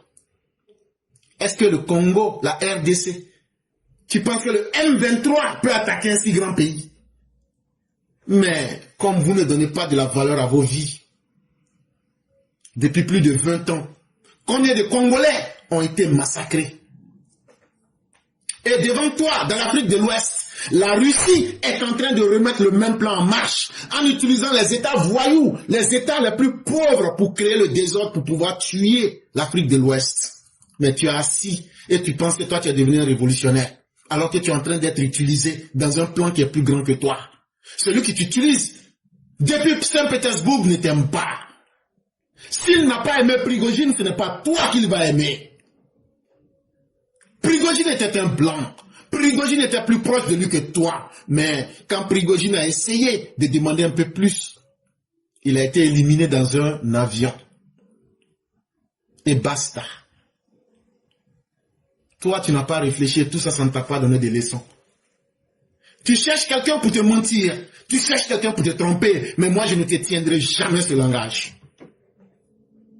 Ne nous y trompons pas. Le jour où notre présence sur la terre ne sera plus utile, les dites grandes puissances ne se gêneront pas pour nous éliminer sans état d'âme. Le cochon qu'on a élevé là, quand la fête de Pâques ou même 1er janvier arrive là, est-ce que ça nous fait mal d'éliminer le cochon? Ce qui nous intéresse, c'est la fête. Et non l'état d'âme du cochon ou même de ce qu'il pense.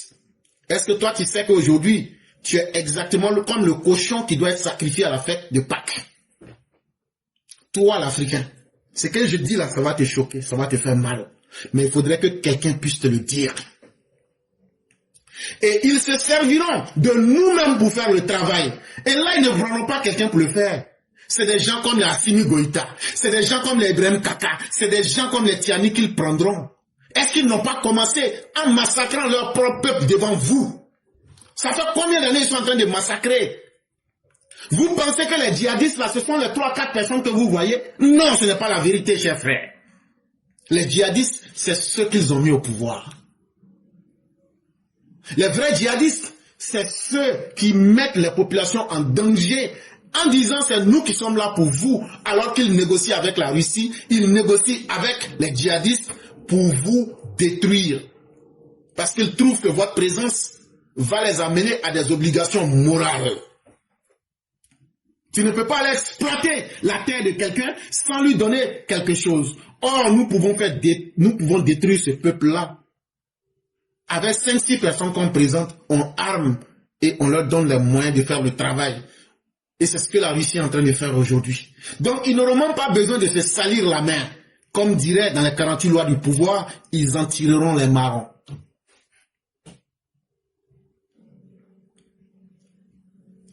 You do the killing, someone else does the jailing.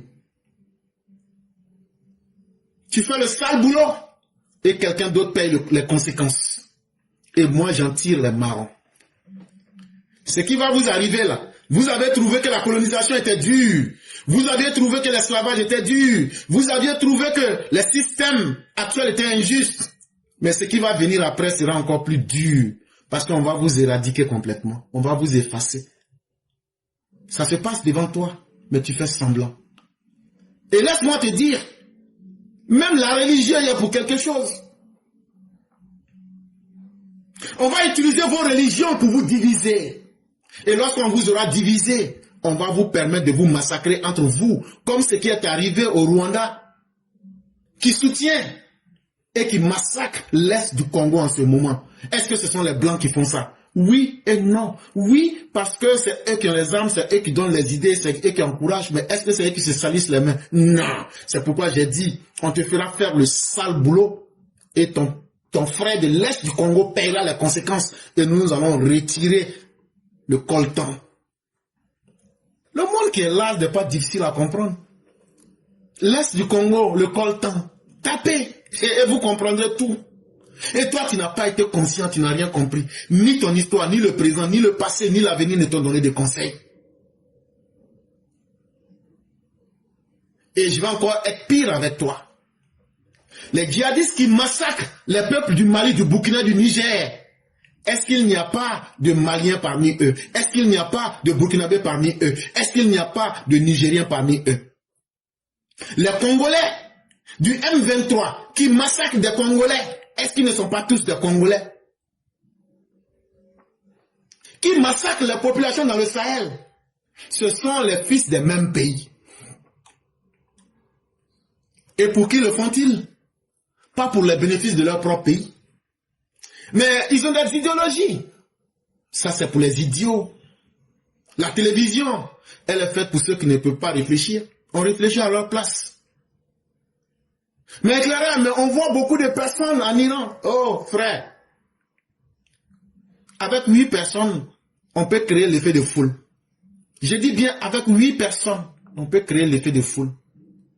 On a vu les gilets jaunes. Mais ça ne veut pas dire que le régime français tombait. Il y a ce que les médias veulent te présenter. Mais qu'est-ce que toi-même tu fais pour comprendre de la réalité? si tu ne t'élèves pas, si tu n'ouvres pas ton cerveau pour comprendre le monde, tu es perdu. Mais on peut faire quoi? Quoi? Que pouvons-nous faire? Mais bien sûr. Si tu penses que tu ne peux rien faire, c'est déjà un très bon choix. Parce que tes parents, tes arrière-parents ont été réduits en esclavage. Ton grand-père a été colonisé. Ton père a été dépouillé de ses terres. Toi-même, à travers leur école et leur religion, ils t'ont dépouillé de ton âme. Mais c'est parce que toi, ton grand-père, ton arrière-grand-père et tes arrière-arrière-grand-pères, vous aviez pensé que vous étiez des démunis. Tout se trouve dans la manière que tu penses. Le temps importe peu. Et quand on rentre dans la physique quantique, le temps n'existe pas. Et quand on prend le Coran, Dieu nous dit aussi que le temps n'existe pas. Et éclaireur, tu es en train de diffamer, blasphème.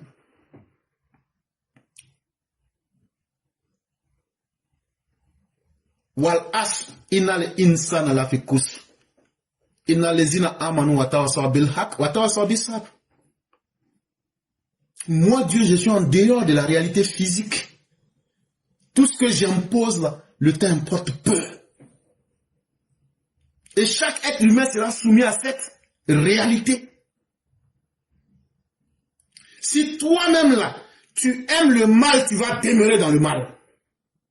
Si tu ne changes pas, quelqu'un qui ne change pas sa manière de penser, ton grand-père n'a pas changé sa manière de penser, ton arrière-grand-père n'a pas changé sa manière de penser, toi tu n'as pas changé ta manière de penser, ton enfant n'a pas changé sa manière de penser, est-ce que le temps existe pour vous? Est-ce que le temps existe pour vous? Puisque vous n'avez pas changé votre condition dans le temps, donc le temps n'existe pas pour vous. Le temps n'existe que pour ceux qui savent l'utiliser et ceux qui l'utilisent à leur avantage. Mes propos peuvent être durs, tu peux te sentir gêné, mais ce qui arrive, je suis en train de te dire que bientôt on va t'effacer. Tu ne seras plus qu'un objet dans les musées. Pour que l'humanité se souvienne qu'il y avait des créatures qui étaient là.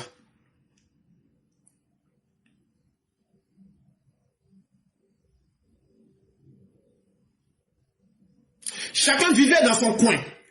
Et nous n'étions pas informés de ce que se passait il y a quelques dizaines d'années, à quelques dizaines de kilomètres de nous.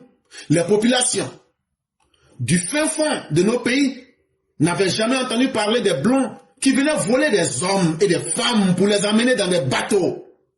Aujourd'hui, la situation est devenue plus grave. Aujourd'hui, nous sommes dans un monde planétaire. Aujourd'hui, si l'esclavage a eu lieu à un temps où les gens ne savaient même pas comment leurs voisins vivaient, mais ils ont pu réussir l'esclavage. Aujourd'hui, où tout est en temps réel, où je suis assis, tu m'entends en temps réel, partout où tu te trouves. Partout où tu te trouves dans le monde, dès que j'allume ma caméra, tu m'entends à la nanoseconde près. Ça veut dire qu'il n'y a même pas un nanoseconde qui te sépare de moi. Mais tu arrives à m'entendre. Aujourd'hui que le monde est interconnecté, le monde est devenu un village, le monde vit en temps réel. Toi qui t'es mis en dehors du temps, qu'est-ce que tu deviens? Tu deviens un démuni comme ton arrière-grand-père, comme ton grand-père, comme ton père, et comme aussi le même destin que tu es en train de réserver à ton enfant.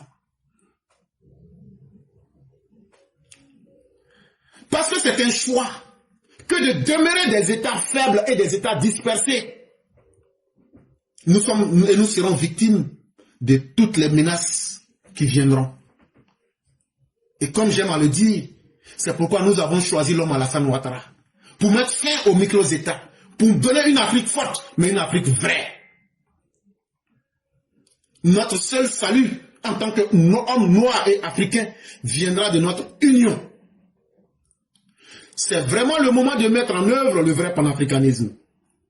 Pas celui frélaté que certains nous proposent et qui consiste à se livrer pieds et poings liés à une puissance extérieure à notre continent sous prétexte de se libérer d'une autre puissance.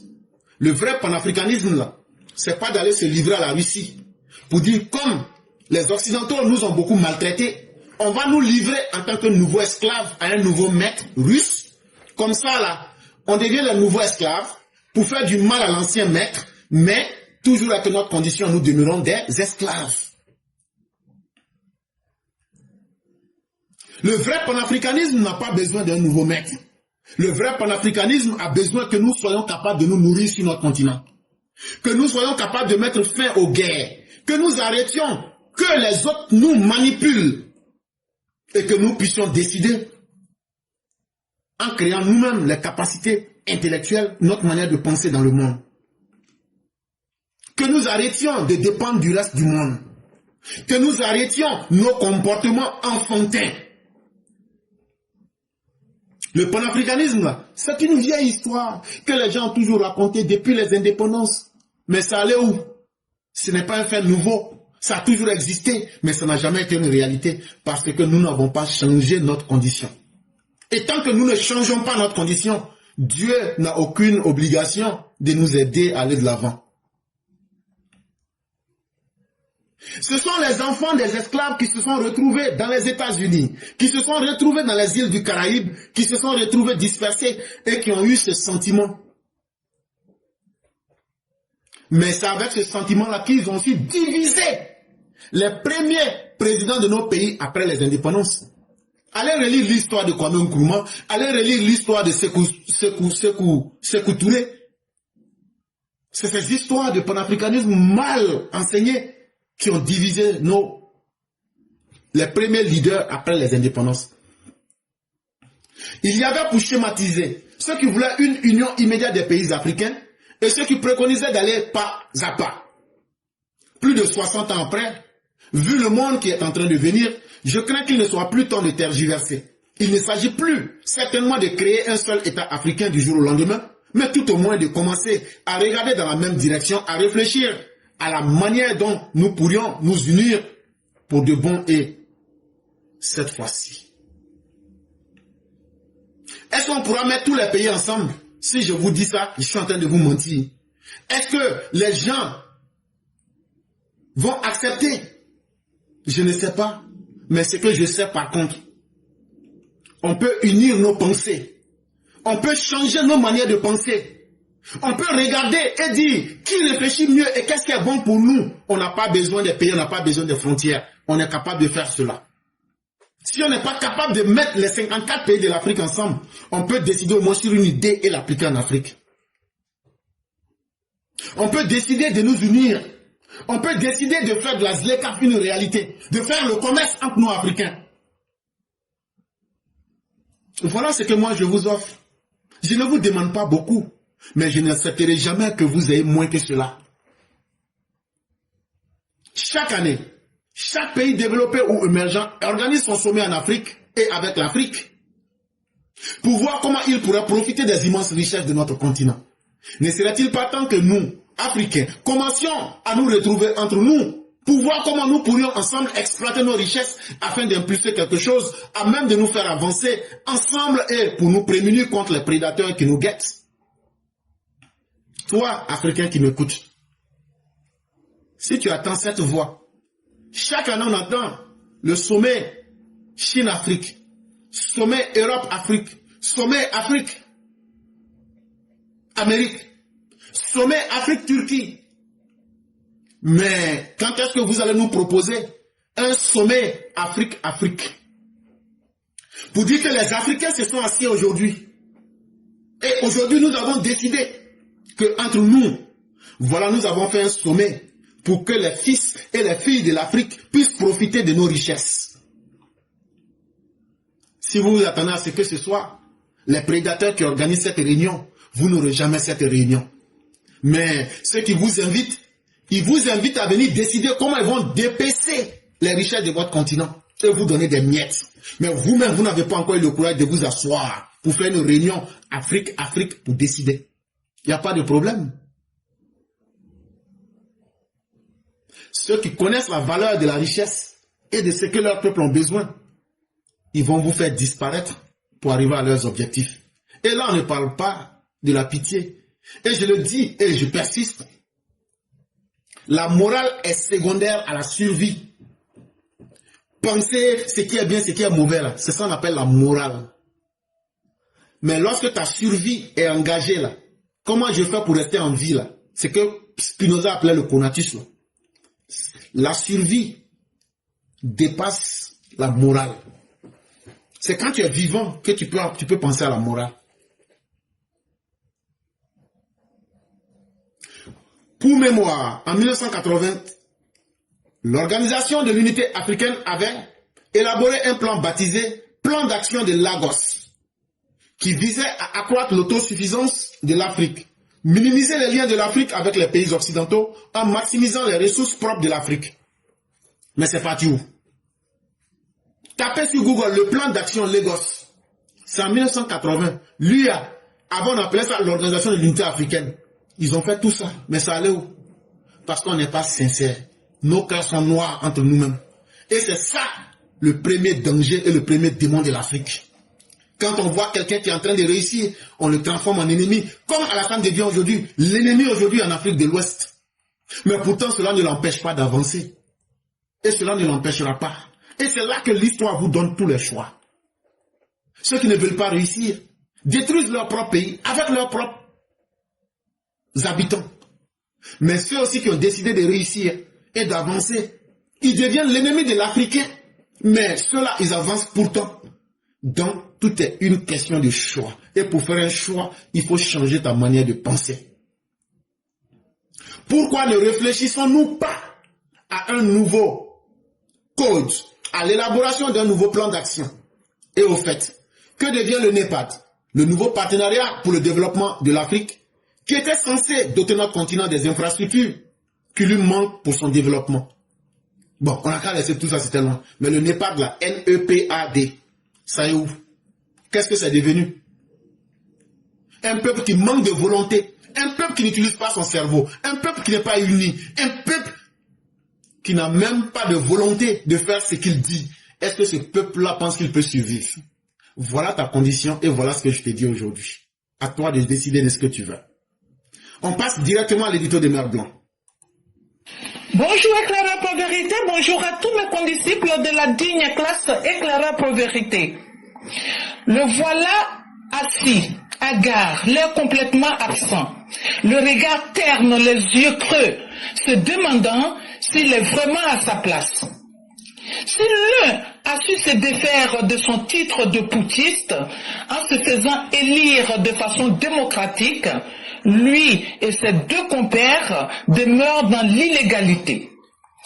Le voilà, son boubou blanc qu'il voulait éclatant semble s'être assombri au contact de sa peau.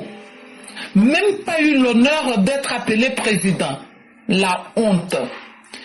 Que ressent-on quand on bâillonne son peuple et qu'on a le culot d'accepter de monter sa veuve de putschiste à une investiture démocratique? Lui, il t'a chuchoté quelque chose au creux de l'oreille, que j'imagine être tiens, sors-toi de cette situation illicite. Fais comme moi. Organise des élections démocratiques. Qu'Allah facilite. Sauras-tu rompre avec ta piteuse situation ou alors prendre davantage racine, sachant que cela va mal finir pour toi et que chaque jour qui passe te rapproche d'un avenir incertain?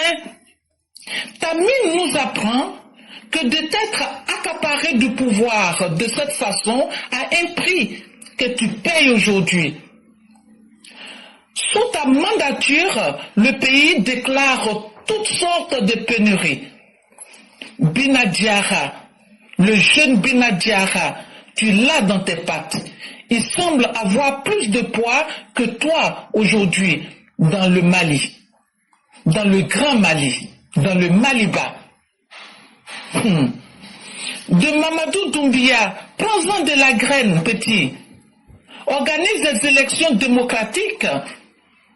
On veut vérifier quelque chose. Merci et à bientôt. Merci infiniment à Mère Blanc qui nous rappelle à notre triste condition et qui nous dit, voilà un Assimi Goïta qui dit, je n'organise pas d'élection. Et pour cela même, je vais inventer un état imaginaire de l'AES et attirer toute la racaille et montrer que ce modèle-là, c'est comme ça que nous allons diriger le Mali, le Burkina et bien d'autres pays. Mais cette même personne oublie ce Assimi qui est né avant la honte. Il vient s'asseoir à la cérémonie d'investiture d'un putschiste qui a su comment blanchir son coup d'État. Et ce qui est pire, quand il sortait, les gens se moquaient de lui. Les dirigeants guinéens riaient de lui. Je ne sais pas ce qui s'est passé entre le président sénégalais. Les gens ne le regardaient même pas. Mais c'est un choix. Et ce choix qui a été fait, c'est le peuple du Mali qui en paye les conséquences, le peuple du Burkina et le peuple du Niger. Voilà la réalité, chers parents. Tu es content d'assister aux investitures, mais tu ne veux pas que les autres assistent à ton investiture. Qu'est-ce qui ne marche pas avec toi? Qu'est-ce qui fait défaut chez toi? N'as-tu pas honte? N'as-tu pas pitié de ton propre peuple que tu es en train de sacrifier? Jusqu'à quand tu penses que profiter de la misère et du désordre te sera utile? Parce que tôt ou tard, ça va prendre fin. Chers Africains, réveillez-vous. Le monde n'est pas une scène de jeu. Le monde n'est pas une scène où on va profiter du sang de nos propres frères éternellement.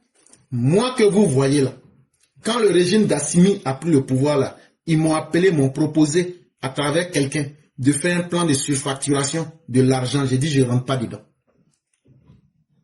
Dieu est témoin. Si je mens, Dieu saura me juger en fonction. Tout le monde aime l'argent, mais il y a des gens qui n'aiment pas maudire leur propre âme. Il y a des gens qui ont décidé que eux, la dignité, ils ne vont jamais négliger. Même les gens d'Alassane Ouattara, ce n'est pas à cause de l'argent, moi je suis quelqu'un. Je n'ai pas dit que je ne suis pas riche. Je ne suis pas riche, mais je préfère ma condition. Mais je ne vais pas aller prendre la souffrance des autres et vivre là-dessus. Jamais. Parce que quel que soit ce que tu auras fait, tu vas quitter cette terre-là un jour et tu partiras nu. Mais à quoi aurait servi d'avoir hypothéqué ta propre conscience et ton âme? Ça aussi, il faut penser à cela. Tout n'est pas dans ce que nous aurions acquis et que nous aurions thésaurisé, cumulé, accumulé. Mais tout est surtout dans ce que nous aurions donné aux autres.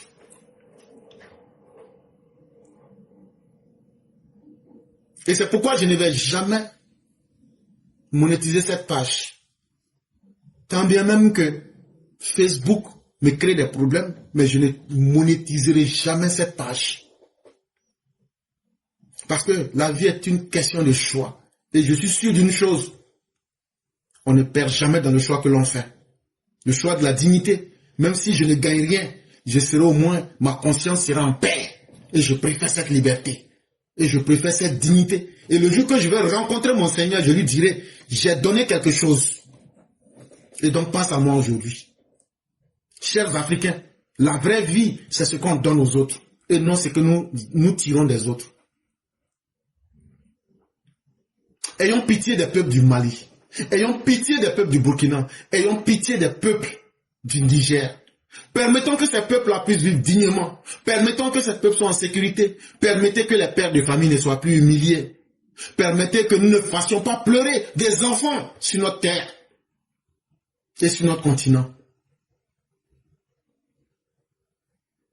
Et cela commence par les choses les plus simples. Faisons-nous respecter par le reste du monde. Et ça commence déjà à poser les bases les plus simples. Comme par exemple organiser des élections. Comme par exemple nous unir. Comme par exemple nous écouter mutuellement. Et comme par exemple être sincères les uns envers les autres. Ce qui fait que l'Africain n'évolue jamais. Que ce soit à l'intérieur de nos familles, que ce soit dans nos villages, que ce soit dans nos villes, que ce soit dans nos pays, que ce soit sur notre continent, c'est parce qu'on n'est pas sincère. L'Africain ne rentre jamais dans quelque chose pour dire, quelles que soient les conséquences, je reste sincère jusqu'au bout. C'est cette malédiction-là qui nous suit. Nous disons tout ça pour que ceux qui peuvent prendre conscience aient confiance en la vie, pour que nous puissions construire quelque chose ensemble. Merci à Mère Blanc, merci à tous les PV, merci à tous ceux qui nous ont suivis.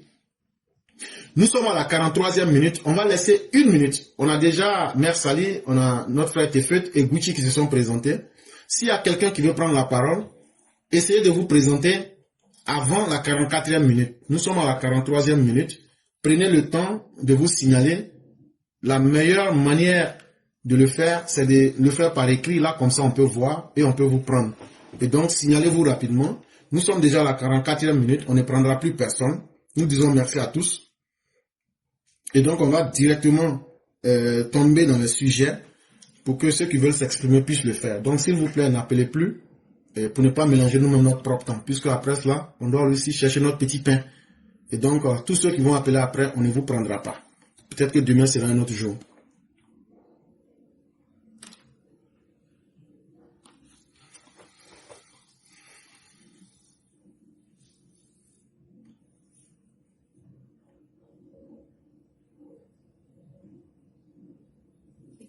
Oui, allô? Oui, allô, bonjour, monsieur Claret. Bonjour, le grand maître Gucci, comment allez-vous? Je vais bien, et vous? Dieu merci, tout va très bien. Ok, monsieur Claret, moi je voulais vous relancer dans une question concernant le dernier sujet. Dans 100 ans, comment vous voyez l'Afrique? L'Afrique disparaîtra. Et les rares qui resteront, ce sera, on va enlever les intellectuels, les gens qui peuvent être utiles à l'humanité. Et on a déjà commencé ça à travers les talents spéciaux, des visas. On a déjà retiré une bonne partie de vos intellectuels. Vous pensez que quand vous rentrez en Occident, c'est parce qu'on ne vous étudie pas, on n'étudie pas vos profils. Même quand vous rentrez illégalement, on sait comment vous utiliser. On a déjà fini. Et tous ceux qui peuvent être des hommes de main que nous pouvons utiliser, on va les utiliser pour travailler dans les hôpitaux, pour faire les sales boulots. Et les intellectuels qu'on peut utiliser, on va encore les encourager à rester ou même les retirer. Et après le reste, on va les détruire. Quand je dis détruire, ça veut dire on va vous effacer. On a déjà fait ça avec les héros, on a déjà fait ça en Amérique, ça n'a jamais été un problème. Donc ce n'est pas aujourd'hui qu'on ne pourra pas le faire. Donc dans 100 ans, on ne parle là, les noirs qui existeront seront les noirs qui seront utiles à l'humanité. Tout le reste, on va les effacer. Ok, merci bien. Et j'avais une deuxième question. Mamadi Doumbia avait prêté serment ce week-end dernier pour après l'histoire de la Guinée, Sékou Touré. Là, ça a compté jusqu'à lui, à son niveau. Est-ce que vous pensez qu'il peut faire bouger la Guinée d'un pas? Malheureusement, il va subir le même sort que les autres. Parce que ce qui commence dans le mal finit toujours dans le mal. Même si tu essaies de maquiller le mal, il demeure le mal. Parce que quand le Satan se présente à toi, il se présente toujours sous une belle figure. Mais au fond, on n'échappe jamais à la nature de ce qu'on a sémé. C'est ça aussi les règles de la vie. On appelle ça la loi de la résonance. Ce que tu sèmes, tu récoltes. Je suis désolé. Même le plus beau coup d'état maquillé, tu finiras de la même manière. Je suis en train de dire des vérités qui sont difficiles à accepter, mais ça serait ça. Ce n'est pas mon souhait, mais c'est comme ça que la vie fonctionne. Parce qu'il y a un autre mécanisme de la vie qui fonctionne qui est au-delà de nos propres intelligences. Ça n'a rien à voir avec Dieu lui-même. Ça, c'est les réalités même de la nature qui sont là. Ce que tu sèmes, tu vas le récolter. Et donc, il n'y a rien de nouveau qu'on verra sous le soleil. Ce n'est qu'une question de temps pour assister à la même chose. Ok. Ça va. Merci bien, monsieur Claret. Allez, bonne continuation. Bien une chose à toute la famille. Merci beaucoup, Gucci. Que la paix et la miséricorde de Dieu soient à chacun de nous. Merci bien. Au revoir. Merci beaucoup.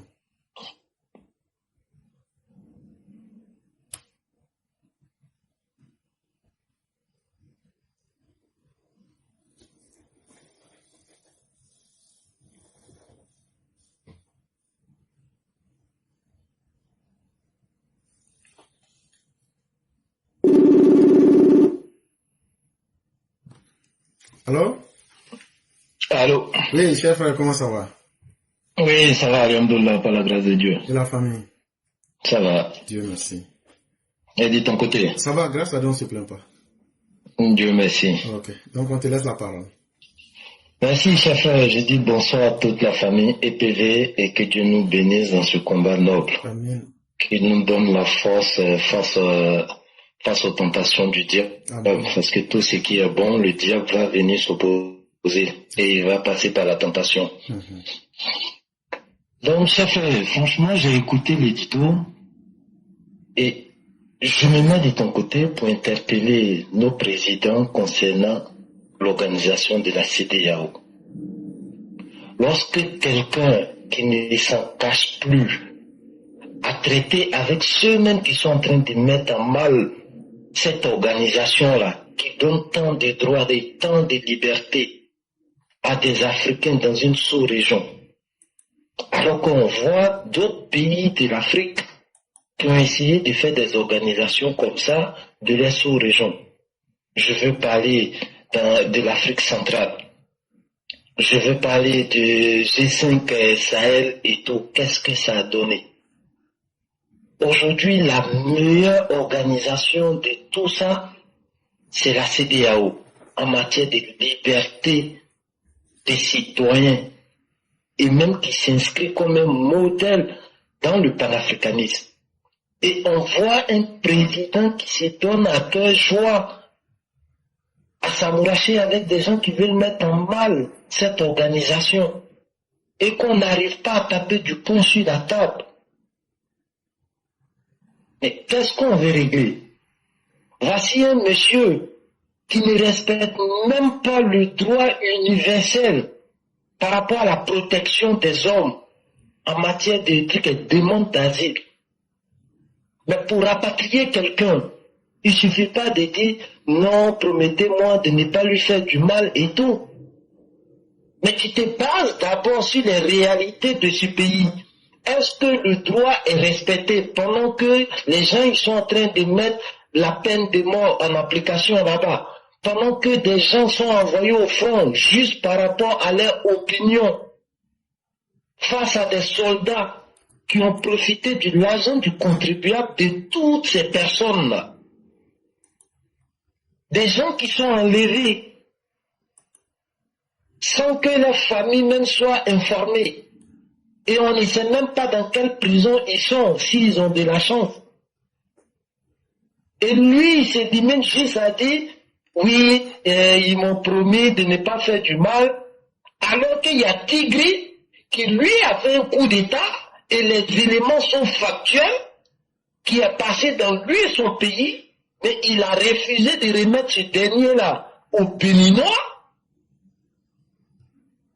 et il vient transférer quelqu'un dont les preuves même sont même pas avérées. Parce que ceux-là veulent faire la peau d'un monsieur. Mais à quel moment il met sa confiance au nom de ces droits, des droits universels-là que le monsieur a eu pour demander asile dans son pays? Parce qu'au moment où il quittait le pouvoir après dialogue du Moré-Namba, le monsieur il pouvait choisir la Côte d'Ivoire, il pouvait choisir le Sénégal. Mais il a fait confiance parce qu'il se disait que c'était un état de droit. C'était des autorités qui respectaient quand même le droit universel en matière de protection de la vie humaine. Et on ne voit pas la CEDEAO qui fait des communiqués. Parce que quoi qu'il en soit, ce monsieur-là est un citoyen de la CEDEAO. Il y a un monsieur qui bafoue tout ce qui est règle, que ce soit universel et même sous-régional en matière d'organisation. Mais quand le monsieur il se déclare comme ça, comme un voyou, à un moment donné, la CEDEAO doit pouvoir se prononcer sur les agissements de ce monsieur-là. Sinon, je ne vois pas qu'est-ce qu'ils vont régler après. Chers frères, ça fait très mal. Et il faut qu'à un moment donné, là, il y ait quelqu'un pour crier haut et fort parmi tous ces présidents-là pour interpeller les uns et les autres. Celui qui veut aller à l'AES, il est libre. Et il va aller vivre l'expérience tout seul. Mais il ne faudrait pas qu'on ait un serpent dans le groupe. Dès que des réunions finissent, de l'autre côté, ils sont au courant. Dès qu'il y a des gens qui essaient des tentatives de coup d'État, après, ils trouvent refuge dans ce pays-là, et le monsieur, il est irresponsable, et personne n'arrive à l'interpeller. Je vais m'arrêter là, et on va encore revenir là-dessus un autre jour. Merci, cher frère. Merci infiniment, cher frère. Merci encore de ce que vous venez de dire.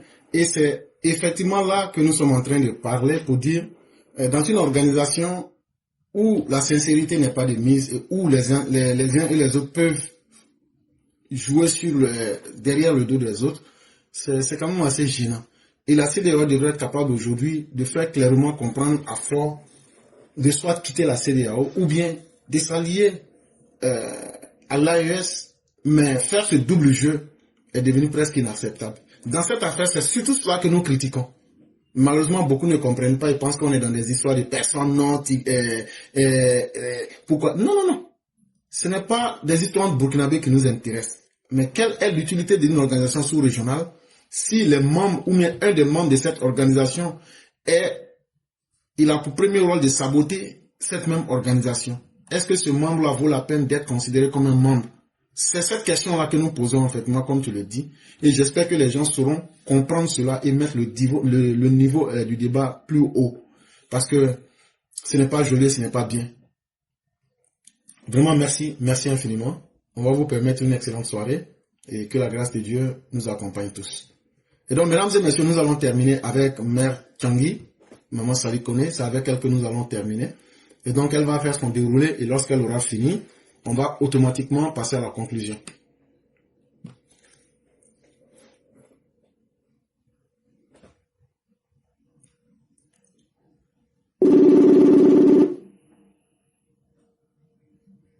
Allô? Allô?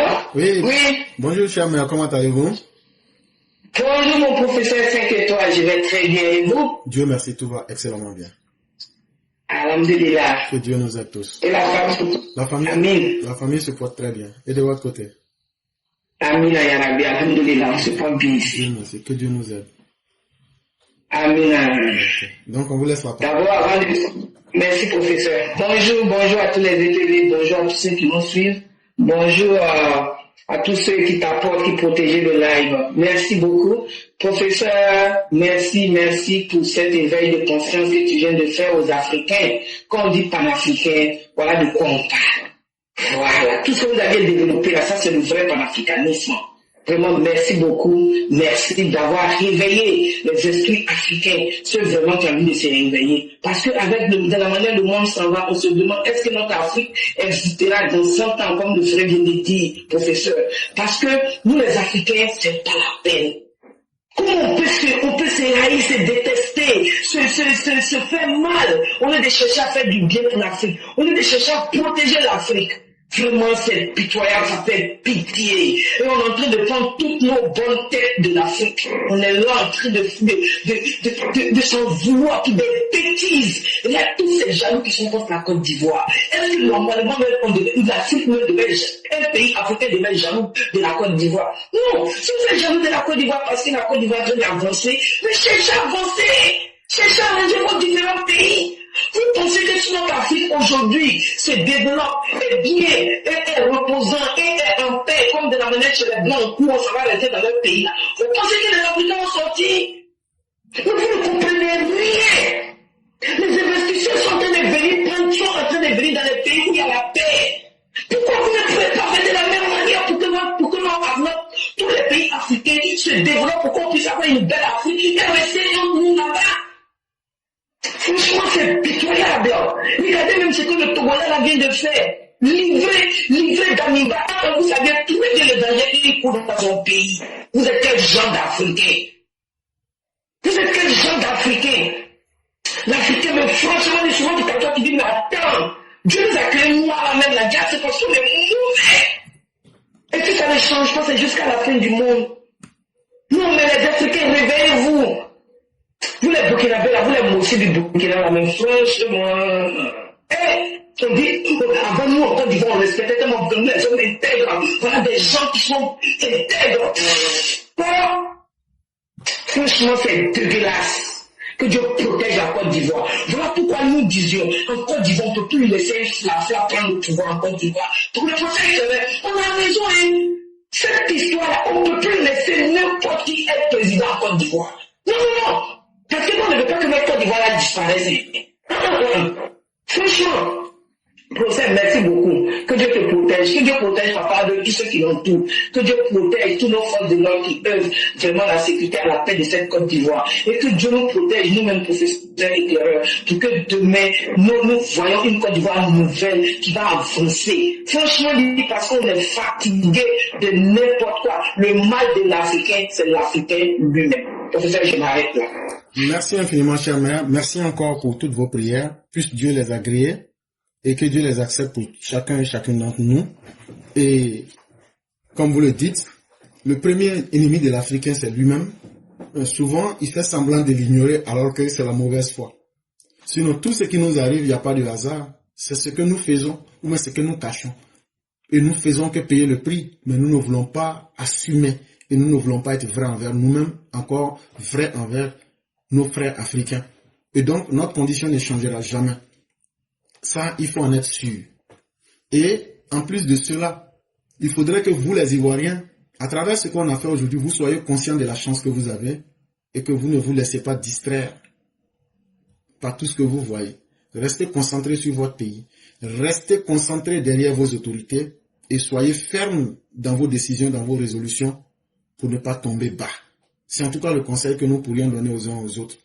Et vraiment à tous ceux qui nous ont suivis aujourd'hui, à tous ceux qui ont sécurisé l'émission et à tous ceux qui ont pris le temps de venir nous écouter, nous vous disons merci, que la grâce de Dieu accompagne chacun d'entre nous. Et merci à tous ceux qui animent ces émissions-là. Merci à Mère Blanc, merci à Maman Salikoni, merci à tous ceux qui n'ont pas pu participer aujourd'hui aussi à cause des différentes activités. Demain c'est un autre jour. Et merci aussi à tous ceux qui ont mis les cœurs et qui ont partagé. Restons déterminés, croyons en nous-mêmes, même si nous n'arrivons pas à changer le monde. Restons sur notre propre vérité. Au moins, vivons en fonction de nos vérités et c'est aussi une manière de vivre. Chère mère, nous vous laissons la parole pour que vous puissiez mettre fin au direct. Vraiment, merci à vous. Et donc, vous avez le mot de la fin. Merci infiniment, professeur. Merci pour tout. À toi-même aussi, que Dieu te bénisse et que Dieu bénisse la Côte d'Ivoire, Papa Ado, ainsi que tous ceux qui l'entourent. Que Dieu ait sa main sur notre pays. Vraiment, merci, je m'arrête là. Merci beaucoup, chère mère, et que Dieu nous permette de vivre suffisamment longtemps pour voir demain. Amen. Merci.